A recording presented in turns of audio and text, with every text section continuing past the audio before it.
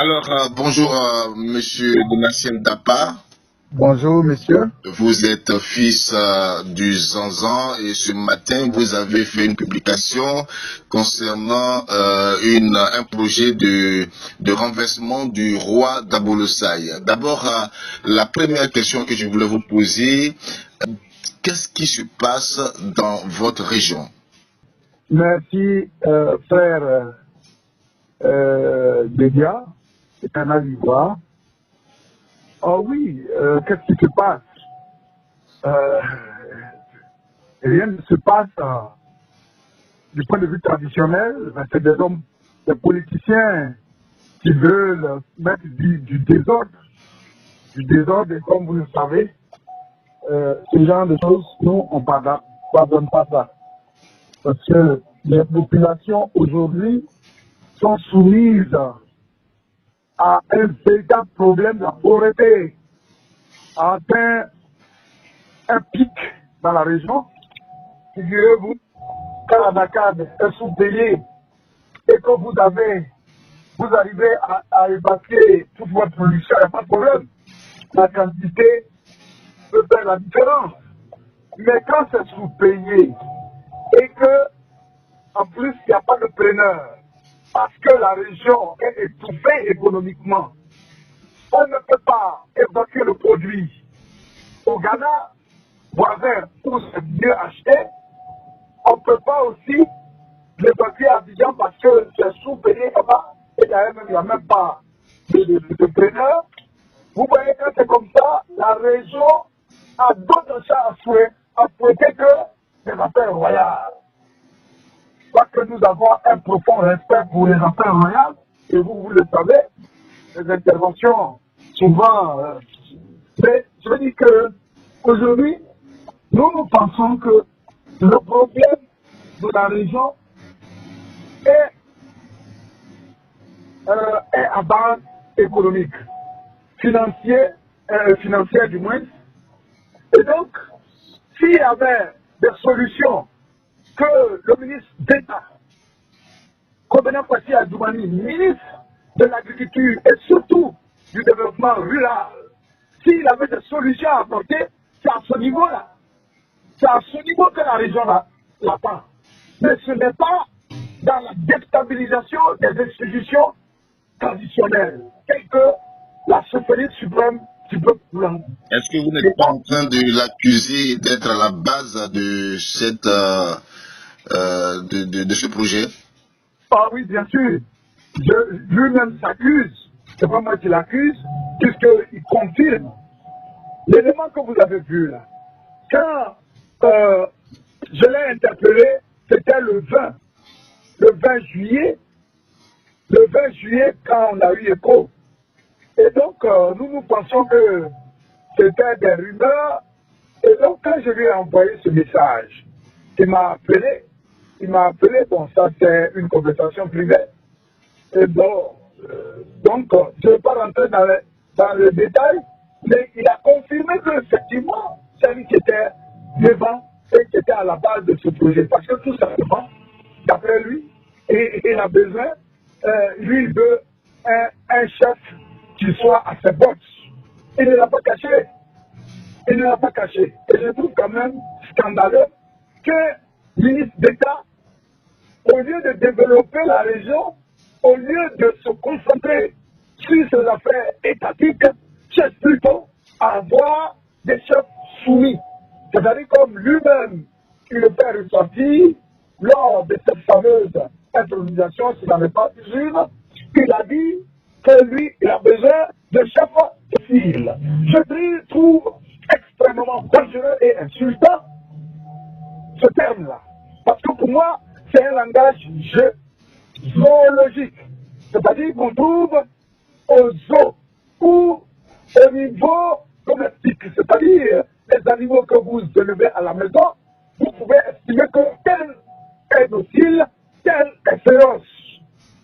Mais on n'a pas à transporter ce langage dans le genre humain. C'est ce que je trouve scandaleux.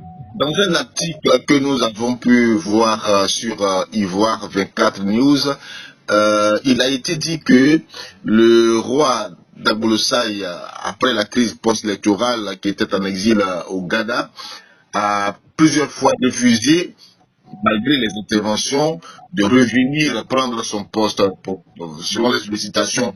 Et c'est après cela qu'il a été remplacé. Qu'est-ce que vous en dites? Écoutez, c'est des alibis. C'est des alibis. Moi, je n'y accorde aucun intérêt. Et comme par respect pour vous, je dois dire un mot. Comment voulez-vous qu'il rentre? Quelqu'un, c'est parce que ce n'était pas de gaieté de cœur qu'il se soit mis à l'abri. Là où vous parlez, vous voyez, quand à 3 jours des événements, que lui, à 3 jours, il reçoit un courrier et qui lui dit, d'Agbolosai, nous venons. C'est-à-dire que c'est l'SRC qui le dit. Nous venons. Nous nous apprêtons à descendre Bouna sur Bamboukou.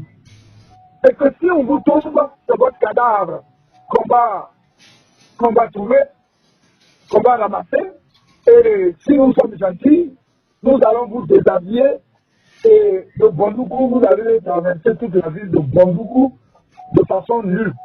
Écoutez, si tu es intelligent et que tu es doté d'un minimum de sagesse et que tu veux préserver, comme on appelle, l'intégrité de la chefferie, qu'est-ce que tu fais? Tu te mets à l'abri afin d'épargner ton peuple d'un tel désastre.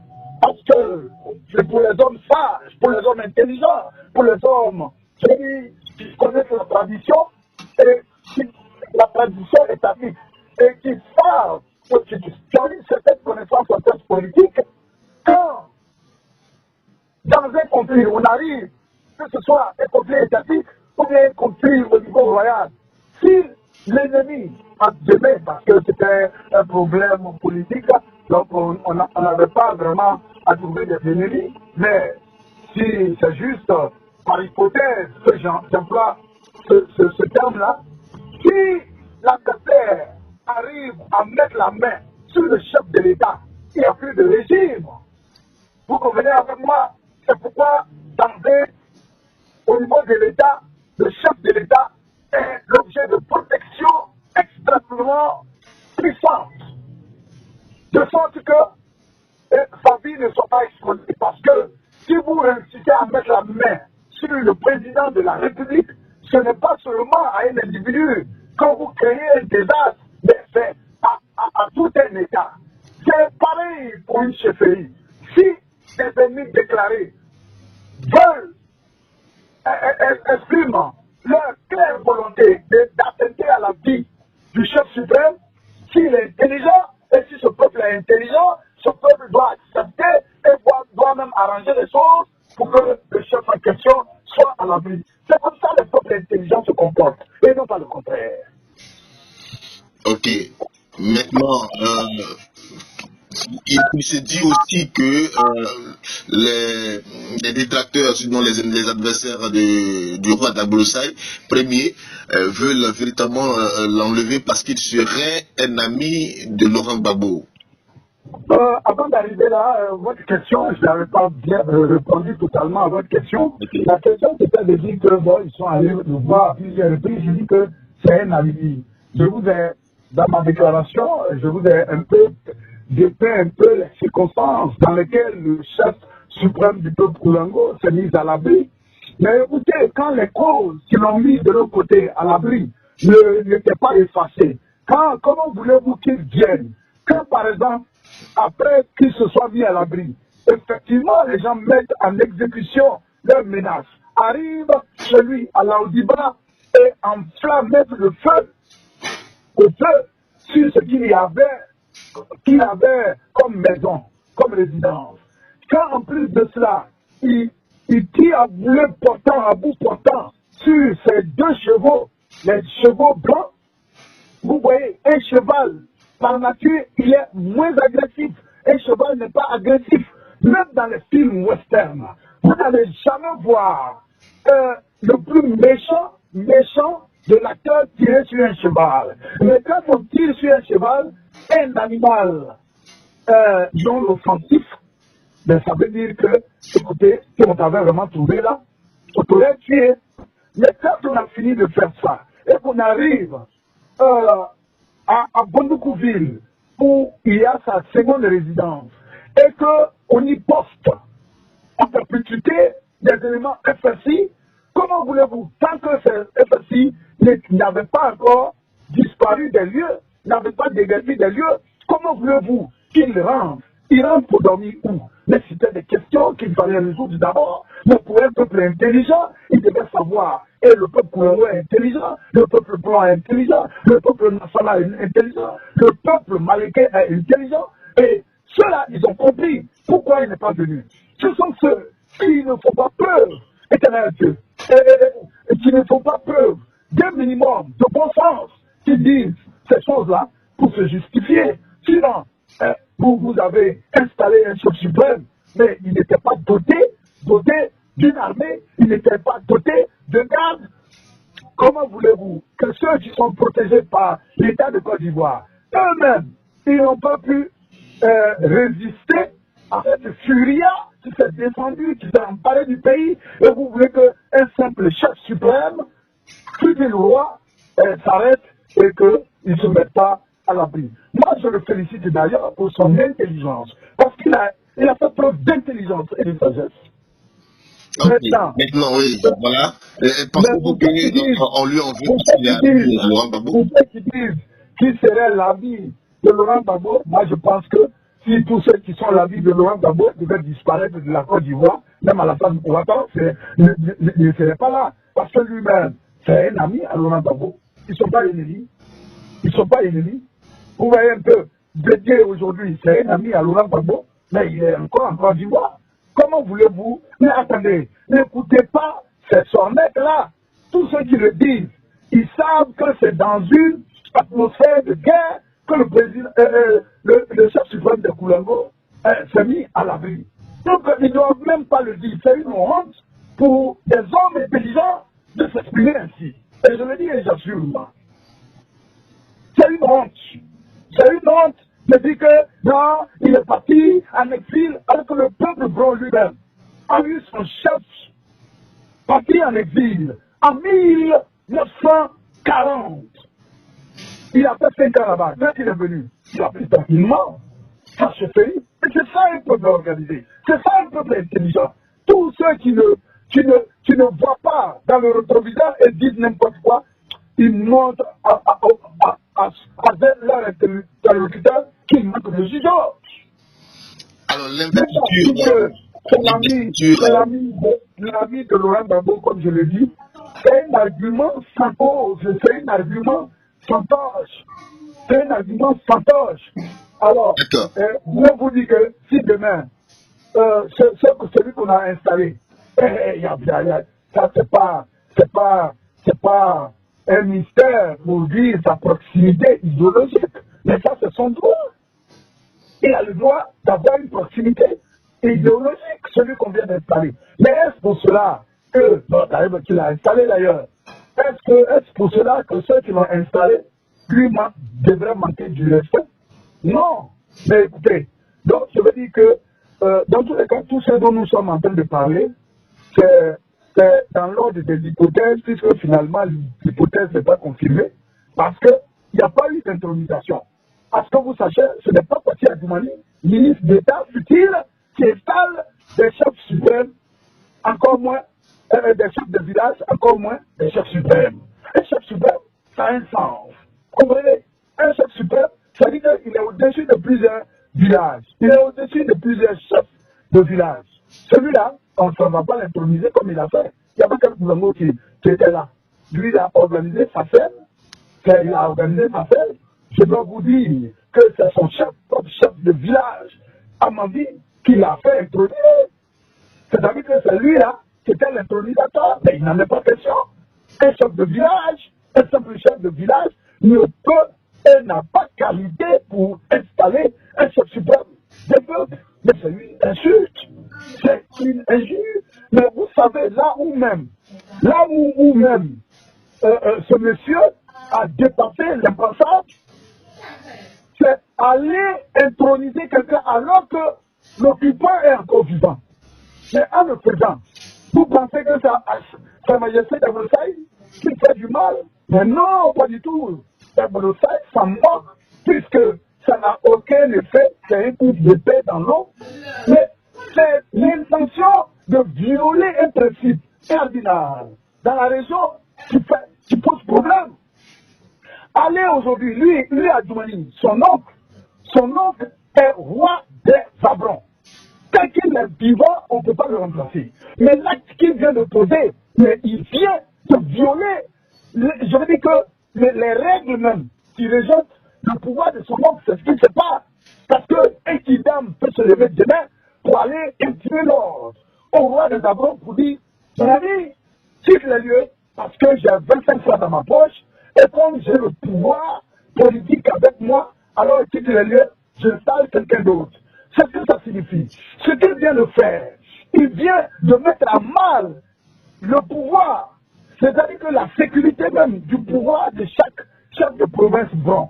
Vous voyez, aujourd'hui, chaque chef de province bron, quand il est vivant, on ne peut pas le remplacer, mais avec ce que l'incident, sinon le précédent que Admouni vient d'introduire, n'importe quel kidam peut se lever aujourd'hui parce qu'il a 40 francs en poche, et puis il arrive, il trouve n'importe quel chef suprême, n'importe quel chef de province, bon, vous dites, mon ami, dégage-toi, parce que j'ai un peu d'argent, parce que j'ai la caution du pouvoir politique, alors j'aime pas ta tête, quitte les lieux. Écoutez, ce qu'il vient de faire, c'est grave. Et nous autres, intellectuels, nous regardons la chefferie traditionnelle dans son ensemble. Quelle sera leur réaction? C'est vrai que dans le Sahel, lui, son pouvoir est resté intact. C'est maintenant même que les gens viennent vers lui.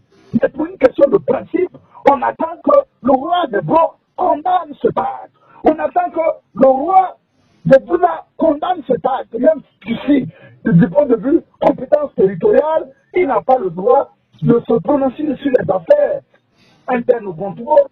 Ah ben, il doit se prononcer. Même s'il a été invité à cet événement-là, il peut se lever aujourd'hui pour dire que je n'avais pas bien compris. Le roi de Bois qui était là peut aujourd'hui se lever pour dire que je n'avais pas bien compris. Les quelques chefs de province qui étaient là peuvent le dire, parce que ce qu'ils viennent de faire, ils viennent de mettre en cause leur propre pouvoir, le pouvoir traditionnel sur lequel ils sont assis. Leur trône est déjà en danger, parce que un précédent aussi grave que celui-là, prétend installer un autre chef suprême, alors que l'occupant est encore vivant. C'est un précédent extrêmement grave. On attend une condamnation ferme de cette violation. Merci beaucoup, Monsieur Donatien Dapa. Je rappelle que vous êtes coordonnateur régional du PPAC dans le Gontoukou. Aidez-moi un peu. Oui, coordonnateur régional du parti PPACI. C'est ça. De la région de Gontoukou. Sandégué. Notamment Gontoukou Tanda Sandégué. Gontoukou Tanda Sandégué. Voilà. Ouais. Merci. Vous êtes fils du Zanzan et vous étiez véritablement indigné face à. Pour conclure mon propos, oui. Ma position actuelle là, comme il y a un journaliste, André Sylvain Conan, oui, qui a l'habitude de dire les faits ne choisissent pas leur camp. Les faits ne choisissent pas leur camp. Les faits sont sacrés. Vous voyez un peu, on va sur la base des principes. Si c'était le roi de Bron et qu'un kidam s'élevait pour aller contrarier son pouvoir, je ne serais, je sais comme je l'ai fait, en faveur de Sa Majesté d'Abressaï. Si un chef, un kidam s'élevait pour aller contre le pouvoir de Nana Adou Bibi, chef de province, Kinango, je me serais élevé avec la même vigueur pour condamner. Pareil pour n'importe quel chef de village, même le moindre chef de village de la région, parce qu'on a besoin de paix. Aujourd'hui, nous, hommes politiques, si on n'a pas à contribuer au bonheur de nos parents, ce n'est pas la peine d'aller les embrouiller. Il faut qu'Adjoumani cesse d'embrouiller nos parents. Cesse d'embrouiller nos parents. Il est ministre du développement rural. Et moi, je viens de parcourir même son village, les gens sont pas heureux. Même dans son département, dans sa sous-préfecture, les gens sont pas heureux. La décade est stockée. La décade est stockée. Dans quelques semaines, c'est la rentrée des classes. Les gens se posent des questions. D'où viendra l'argent? Comment scolariseront leurs enfants?